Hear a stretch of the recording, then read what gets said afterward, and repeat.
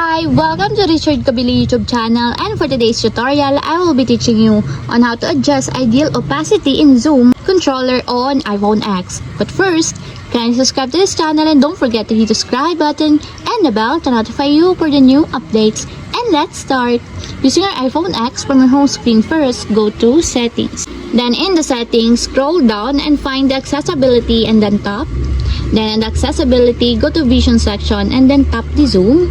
Then in this part in the Zoom, scroll down and go to this section and then tap the Zoom controller. Then in the Zoom controller, go to this section and then tap the ideal opacity.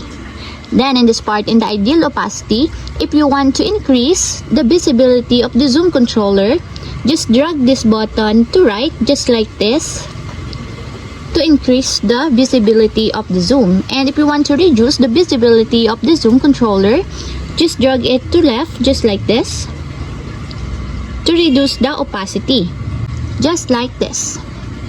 And that's it, we have successfully adjust ideal opacity in Zoom controller on iPhone X. If you have a question, you can comment down below and don't forget to hit the subscribe button and the bell to notify you for the new updates.